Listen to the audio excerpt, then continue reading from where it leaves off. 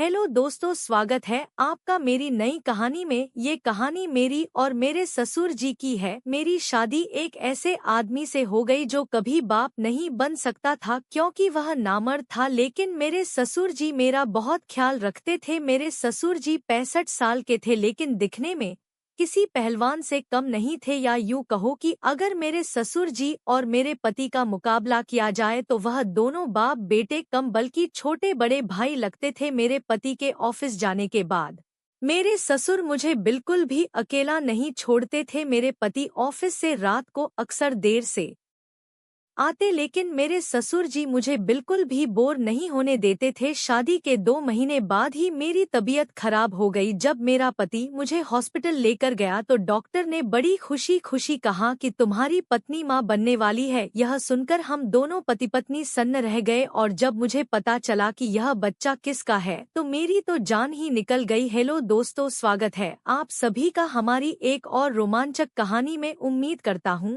आपको यह कहानी बेहद पसंद आएगी। ये कहानी है एक औरत की जिसका नाम चांदनी है। मेरी उम्र लगभग 35 साल की हो चुकी थी, पर अभी तक मेरी शादी नहीं हुई थी क्योंकि मेरे माँ बाप बचपन में ही गुजर चुके थे और मेरे ऊपर मेरी 2 छोटी बहनों की जिम्मेदारी भी थी। छोटी मोटी नौकरी करके अपना और अपनी बहनों का पेट पाल रही थी। कुछ दिन बाद मैंने अपनी दोनों बहनों की शादी कर दी। अपनी दोनों बहनों की शादी के बाद अपने ही घर में मैं बिल्कुल अकेली रह गई थी। अकेलेपन की वजह से अब मुझे भी किसी के साथ की जरूरत थी। मुझे अपनी जिंदगी में ऐसे साथी की जरूरत महसूस होती जा रही थी जो मेरी तन्हाई को दूर करके मेरी जिंदगी को खुशियों से भर दे, पर मेरे घर में कोई था ही नहीं, और मेरी उम्र अब ज्यादा होने की वजह से मेरे लिए कोई अच्छा रिश्ता भी नहीं आता था। मेरे दिन कुछ यूं ही गुजर रहे थे कि एक दिन मैं बाजार गई थी तो वहां मेरी बहुत पुरानी सहेली मिल गई। उसकी शादी हो चुकी थी और उसके बच्चे भी हो गए थे। उसने अचानक मेरी शादी के बारे में पूछा तो मैंने भी उसे सब कुछ बता दिया। बातों ही बातों में उसने मुझे बताया कि उसका एक भाई है। उसकी उम्र लगभग 40 साल के करीब हो गई है। उसकी शादी हुई थी पर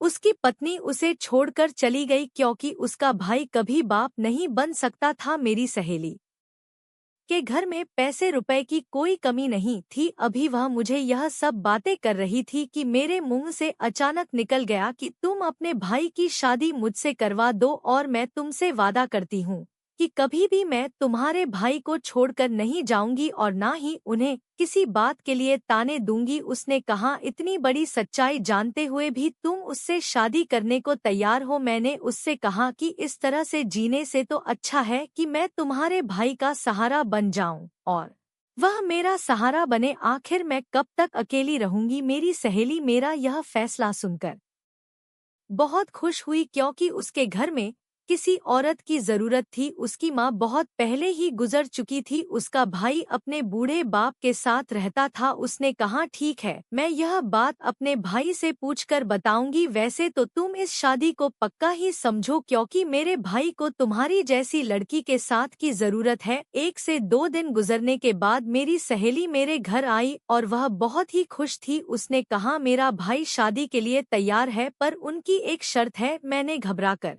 पूछा कि शर्त क्या है? उसने कहा, बस यही कि उसका भाई यह चाहता है कि दुनिया वालों को उसकी बात का पता ना चले। मैंने कहा, बस इतनी सी बात, तुम और तुम्हारे भाई इस बात के लिए बेफिक्र रहो। अगले कुछ दिनों में मेरी शादी बड़े धूमधाम से हो गई। लोग तो यह देखकर हैरान थे कि एक अकेली लड़की को कैसे इतना अच्छा रिश्ता मिल गया। मैंने अपने पति के नामर्द होने वाली बात अपनी बहनों को भी नहीं बताई थी। मेरे पति का यह राज मेरे सीने में दफन होकर रह गया था। मैं दुल्हन बनकर विकास के घर आ गई तो यह देखकर हैरान थी कि विकास का घर तो एक आलीशान बंगला था। मैं अपनी शादी से बहुत खुश थी क्योंकि मैं तो सपने में भी नहीं सोच सकती थी कि इतने अच्छे घर में मेरी शादी होगी। मेरा कमरा बहुत अच्छे से सजाया गया था। मैं सुहाग की सेज पर बैठी हुई थी, अपने पति विकास का इंतजार कर रही थी। जब विकास कमरे में आए तो उनके अंदर एक झिझक थी। शायद वह अपने अंदर की कमी को लेकर परेशान थे, पर मैं एक मैच्योर औरत थी, इसलिए मैंने उन्हें यकीन दिलाया कि यह बात कभी भी हमारे कमरे से बाहर नहीं जाएगी और ना ही मैं आपको इस बात के लिए कभी भी कुछ कहूंगी। मेरे इतना कुछ कहने और समझाने के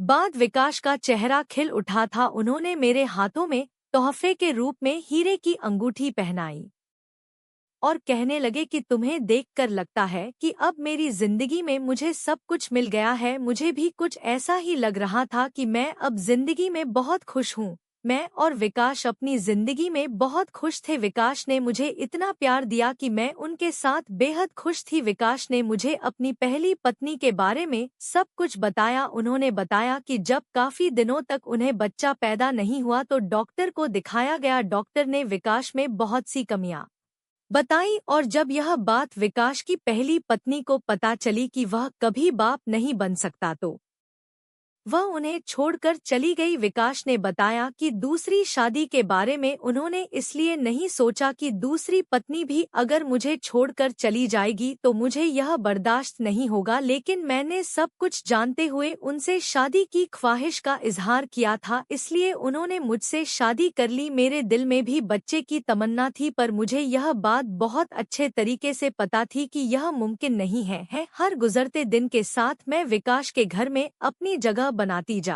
रही थी। मैं विकास और उनके पिता की खूब सेवा करती थी। शाम के वक्त हम सब एक साथ बैठकर चाय पीते थे। वे अक्सर ऑफिस से आने में लेट हो जाते, इसलिए मुझे बोरियत महसूस होती तो मेरे ससुर जी मुझसे बातें करते। उनका भी दिल बहल जाता और मेरा वक्त भी गुजर जाता। एक दिन विकास को कुछ ज्यादा ही देर हो गई ऑफिस से आने में, तो मेरी आंख लग गई। रात बहुत ज्यादा हो चुकी थी। अचानक मेरी आंख खुली तो मैंने देखा मेरे ससुर जी मेरे कमरे में टहल रहे हैं।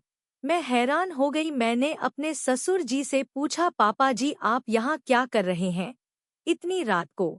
तो उन्होंने जवाब दिया कि बहू विकास अभी तक नहीं आया है, मुझे उसकी फिक्र हो रही थी, इसलिए तुम्हें देखने कमरे में आ गया कि कहीं तुम डर ना जाओ। यह बात कहते हुए वह थोड़ा झिझक रहे थे। मुझे भी थोड़ा अजीब लग रहा था, क्योंकि जब मैं सोई थी तब मैंने कपड़ा ढक रखा था, लेकिन जब मेरी आंख खुली तो मैंने देखा मेरे ऊपर कोई कपड़ा नहीं था। मैंने कहा, पापा जी आप अपने रूम में जाइए, मैं बिल्कुल ठीक हूँ और जब विकास आ जाएंगे तो मैं आपको बता दूंगी, फिक्र करने की कोई बात नहीं है। वह कहने लगे, बहू मुझे नींद नहीं आ रही है, क्या तुम थोड़ी देर मुझसे बात कर सकती हो? उनकी यह बात सुनकर मैं और भी ज्यादा हैरान हो गई। मैंने कहा, पापा जी रात बहुत हो चुकी है, मेरे ख्याल से अब आपको आराम करना चाहिए। तो मेरे ससुर जी बोले, ठीक है बेटा, मैं अपने रूम में जा रहा हूँ, लेकिन एक कप चाय तो बनाकर दे ही सकती हो। मैंने कहा, ठीक है पापा जी, मैं आपके लिए चाय बनाकर लाती हूँ।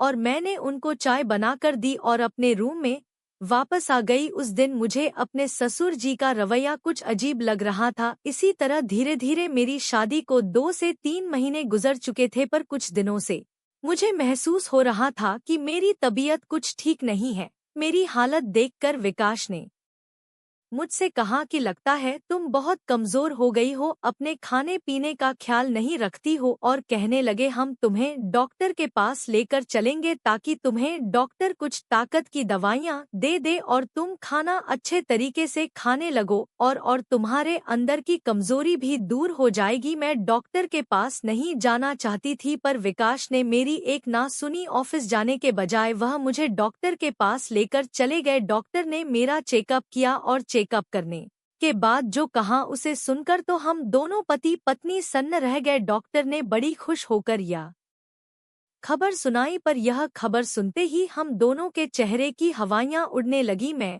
और विकास बहुत अजीब नजरों से एक दूसरे को देखने लगे, क्योंकि मुझे और विकास को यह बात बहुत अच्छे तरीके से पता थी कि वो कभी बाप नहीं बन सकता। तो फिर यह बच्चा किसका है? आखिर यह हुआ कैसे? डॉक्टर के हाथ से हमने रिपोर्ट ली और बिना कुछ कहे मुझे बाजू से पकड़कर गाड़ी तक ले आया। मुझे भी कुछ समझ में नहीं आ रहा था कि आखिर हो क्या रहा है। हम दोनों घर पहुंचे तो मेरे ससुर जी हमारे इंतजार में बाहर बैठे हुए थे। हम दोनों को घर आता देखकर पूछने लगे, बहू की तबीयत कैसी है बेटा? डॉक्टर ने क्या कहा है? विकास ने कहा कि आपकी बहू प्रेग्नेंट है, जबकि यह बात मैं बहुत अच्छी तरीके से जानता हूँ कि यह बच्चा मेरा नहीं है। विकास की बातें सुनते ही मेरे ससुर जी विकास से कहने लगे, तुम यह सब कैसी बातें कर रहे हो? मैं पास ही पड़े सोफे पर चक्कर खाकर गिर गई, क्योंकि मुझ में इससे ज्यादा बर्दाश्त करने की हिम्मत नहीं थी। मैं बेकसूर थी, लेकिन मेरा पति मानने को तैयार नहीं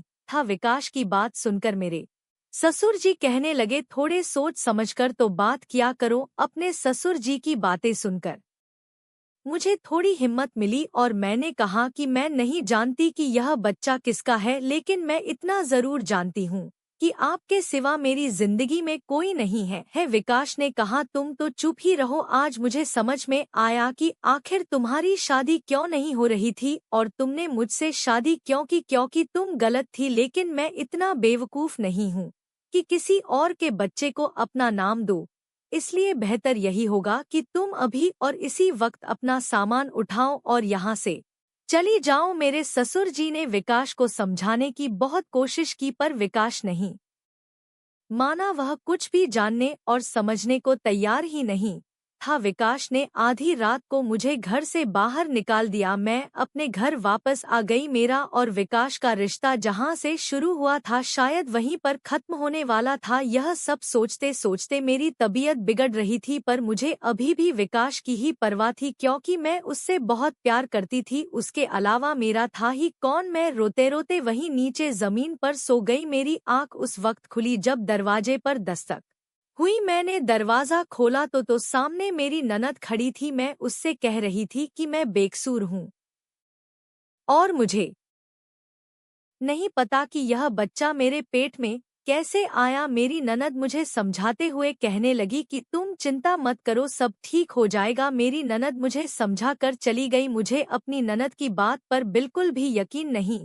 था। आखिर यह सब वह कैसे ठीक कर सकती है? बहुत सोचने विचारने के बाद मेरे दिमाग में यह बात आई कि कहीं मेरे ससुर जी ने तो, क्योंकि शादी के बाद मेरी जिंदगी में विकास के अलावा अगर कोई था तो वह थे मेरे ससुर जी। विकास तो ऑफिस से घर आने में कभी कभी रात के 2 बज जाते थे। रात का खाना खाने के बाद जब मैं अपने कमरे में जाकर सो जाती थी तो कहीं उन्होंने तो नहीं कुछ किया। उनका मेरे ऊपर प्यार जताना और हद से ज्यादा मेरा ख्याल रखना आज मुझे कुछ खटक रहा था। इसी सोच विचार के साथ मैंने 1 हफ्ता गुजार दिया और हर गुजरते दिन में भगवान से बस यही प्रार्थना करती कि भगवान मुझे बेकसूर साबित कर दो और मैं अपने पति के साथ दोबारा अपनी जिंदगी शुरू करूं। मेरी दोनों बहनें अपनी जिंदगी में ऐसे मगन थी कि उन्हें मेरी जरा भी परवाह नहीं थी, जबकि मैंने उन्हें माँ बाप की तरह पाला था। 1 हफ्ते बाद जब मेरी ननद मेरे पति विकास के साथ मुझे लेने के लिए मेरे